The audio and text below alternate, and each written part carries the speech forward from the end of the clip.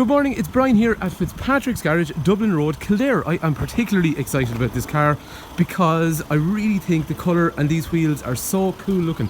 We have had a few 2015, 2016 Honda Civics through, but this is the first one that we've done the black wheel upgrade in passion red, and it is damn cool looking.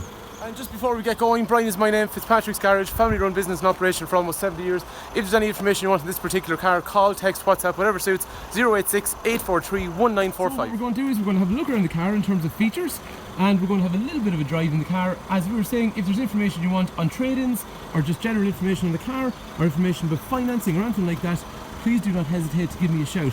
As we were saying, this is 1.6 diesel Honda Civic Sport version, and then we've done the upgrade on the wheels. It makes such a difference to these cars because these are the facelift 2015 cars. In 2015 you had the model that was existing from 13, 14, 15, and then there was a model, would say around March or April of that year, which became this model, which was the facelifted version of the car.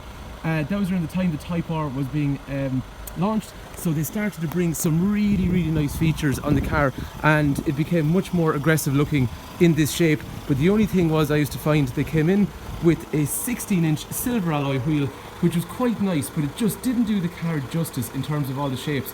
Once these cars have the 17-inch wheel upgrade, they are such a completely different looking vehicle. Anyway, starting at the front, features in the car. I'm going to go around this way because the sun is blocking out it's darkening the camera a bit. Okay, at the front, sports have front fog lights with chrome surround. After that, parking sensors are standard on the front, dipped headlight, full headlight in through here, and then LED daytime running lamp all the way up along. So in 2015, as I was saying to you, there was a facelift, and the facelift involved a much more aggressive, fatter front bumper, these big long daytime running lights, and these projector headlights that we talked about in through there. Moving down the side of the car, everything is colour coded. What I mean by that is door handles, wing mirrors, all the way around, and this is where I think it comes in with the wheels. So if you look, the big black grille at the front, black wheel arches all the way around.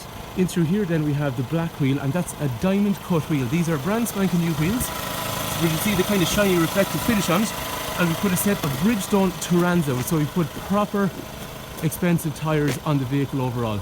Moving down towards the rear of the car, on the facelift 2015s they had these nice protection panels along the bottom of the doors, which again just gave it that kind of fatter look overall. And then on the rear there was a big spoiler along here. The rear window is tinted, the bottom section was tinted, big black diffuser, and that's the whole thing with the car. Black sections at the rear, black on the wheel arches, black on the wheels, and then all the way around to the front the same thing as well. So it comes together really well. So these cars from the factory have a 1.6 120 horsepower but 300 newton meter torque engine, so there's really good get up and go. So first gear into second, into third. I'll run the motorway, so we're going to 120 into fourth.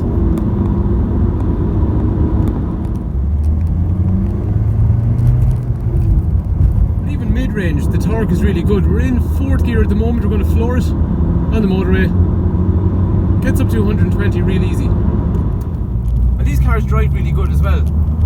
What I mean is the gear stick is in a lovely place because it's really accessible. The driving position is quite good, so all the way everything's laid out in front of you is pretty easy to use, but it feels nice. This is a back road, which is always summer. I enjoy driving things like Honda Civics. It's just satisfying. So there's good power in the car, gearbox feels good. This particular example, brake, steering, everything feels good. Suspension sounds quiet. It's going to go into our workshop to get checked over, but the car's pretty good. So the message I'm trying to get across is basically there is lots and lots of diesel commuter vehicles around the place, but this is actually a fun engine to drive. However, when you are commuting or just in general, you will want fuel efficiency. These are actually really good at fuel.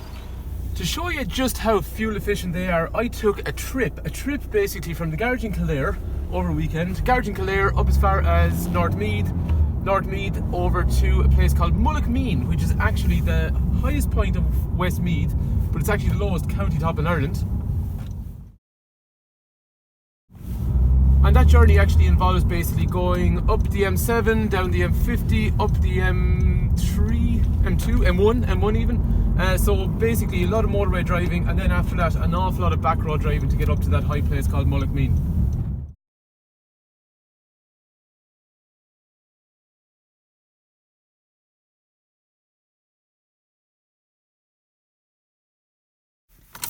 And at the end of that journey, I had covered 347 kilometers at 4.2 liters per 100 kilometers, which is somewhere in the region of 68 or so miles per gallon if you're old school like me. Fair going. Features that actually help fuel economy on the car is underneath the car. Just to give you an idea, this is the extent of Honda Go. It's a really, really good engine. It was actually the same engine that was in the CR-V, which is a bigger car, and even that was fuel efficient.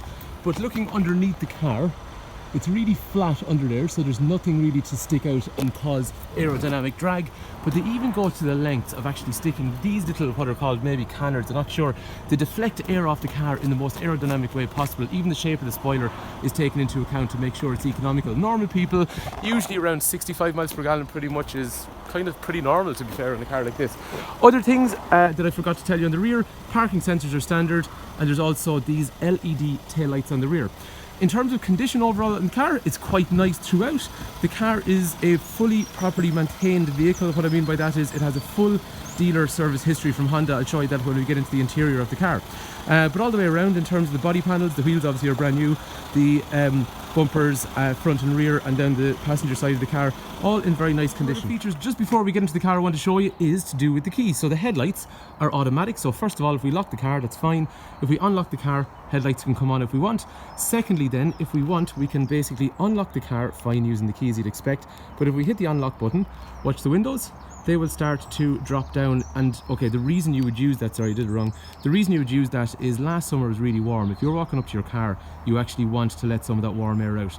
Secondly, if you are locking the car and say you're inside the house or something like that and you're too lazy to go outside, basically you can hit the lock button, that's fine, hit the lock button a second time, and you're looking at your window and you know your windows have gone up, which means the car is completely locked, and guess what, your wing mirrors have retracted. However, when I go over to unlock or open the car, the wing mirrors, once I open this door handle, they'll open straight back up. Anyway, while we're at the inside of the car, let's start looking around condition on the rear. There is a parking camera on the rear, we'll see that inside. That's exactly where it's located, so it's discreet where it is. The boot is in nice condition all the way through. There is a deep boot in these, so what you can do, I would suggest, is drop that all the way down, and then you have a super deep boot. Or if you want, you can pull that up and put a spare wheel in through there. It does come with a puncture repair kit though. These two handles along here can be used to drop down the boot. In terms of the rear of the car, we have these hidden handles to give it a more kind of sporty look on the rear. The rear doors actually open out really wide, and the reason is it actually allows you to kind of get in around things like child seats and stuff like that. Speaking of child seats, we're talking about Isofix in along through here, Isofix over there. There is 3 head restraints along the back of the car. Condition is really nice inside this car. What I mean by that is door cards all the way around through there. They're in good condition. Child lock is back through here. Over here then is electrics for windows. But in terms of the seats, they look like they've been seldom used. 3 3-point safety belts, armrest down through the centre, kangaroo pocket over there. The floor is in very nice condition, as is the rear of the seats and even this plastic section over here. So condition, I would say, in this car, I think if anyone comes to look at it, they'll be quite happy. The front of the car, condition is equally good. So this is probably going to be one of the most worn areas, which is the door card, and to me that looks really good. Along here, electrics for windows and mirrors. That seat, in terms of the bolsters down the side and the side of the seat, they all look in nice condition. Seat is adjustable obviously backwards and forwards, and then the height adjuster is there, and that steering wheel is rake reach, so it goes in and out and also up and down as well, so you can get a good driving position. This seat over here is also in very nice condition. The floor is in very nice condition. The only dirt or kind of wear I can see on the inside of the car is my friggin' feet this morning, because I took it out the backyard. It's a bit dirty. There's a little pad even over here to rest your knee against when you're driving normally. In terms of features on the inside of the car, so how does the car look when you're sitting in it? If you are driving one of these cars, this is the view that you're going to get. So when you're looking forward, you look down here, you got your speedo in through here, you got your revolution counter here, you got fuel over here, you got temperature in through there, you got this iMid button here, which is changing information over there. So things like average fuel efficiency, Just gotta turn that up for a sec. So average fuel efficiency, clock, radio station, all that kind of stuff is going to be displayed, and any kind of warning messages or anything like that. Looking over here, this is our radio, which I'll show you better in a sec. This is our heating controls in down through here. Gearbox, as we were saying earlier, is in a lovely position, and it's also got a reverse camera in through there as well. Moving down through here, this is handbrake, drinks holder over here to my left, and then after that I've got my USB connectors, HDMI if I want to play a video, but 2 USB connectors basically for charging people's phones. Big underneath the armrest, big storage area in through there. Manuals and all that kind of stuff are in through here, and as we were saying then, there is a fully stamped service history from the same Honda garage all the way through, which is what we like to see. So the car has been maintained properly. Mileage on the car currently has just about 78,000 kilometers, 77,681 at the moment. Over here we have cruise control, and as we were saying, we have an air conditioner down through here. However, one button is this eco button. The eco button basically reduces how aggressive the air conditioner is, and also how aggressive the cruise control is. So air conditioner here, cruise control here, but it also plays a function up here. So the eco button, like what we're saying, it actually reduces how aggressive your cruise control is and your air conditioner. But watch this as well. Basically, if I'm driving economically, the 2 green lights are green, but if I floor it, they go blue. So it's basically telling me that I'm not being economical. So if I let off the gas and maybe coast along, keep it at about 110, they'll stay green. So it's just a visual prompt. Getting back onto things like the air conditioner down through here, we have passenger side, we have driver side, automatic function, we have front and rear windscreen demisters, and then obviously speed up and slow down the fan. The reverse camera we saw comes in through here, and also if I'm driving forward too close to something, I'm going to get a message up through here on my iMate to tell me I'm too close to something, and the same when I'm going backwards. Anyway, back onto the radio. This home button here brings us into our general touch and swipe setup. So we have our phone information, trip information, AHA, which is internet radio, all the audio kind of settings in through there for where you want music to come from, and then this little button in through here even gives you things like an internet browser, calendar, clock, all that kind of stuff. Once I lift the handbrake, once you set up a hotspot from Wi-Fi, then you can go in and Google away from there. So that is our 2015 Passion Red 1.6 even, saw the 1.51 to put me off, 1.6 Sport diesel Civic with the black wheel upgrade. This car is going to be, actually it's just been serviced yesterday as the wheels are putting on. The car is going through its NCT in the next couple of days, and then after that it's pretty much ready to go. We will supply the car with a warranty for 12 months. The car will then be, as we said, NCT'd for 2 years. There is no timing belt on these cars. They're quite easy in terms of maintenance. You're looking at every 20 or so thousand kilometers or once a year.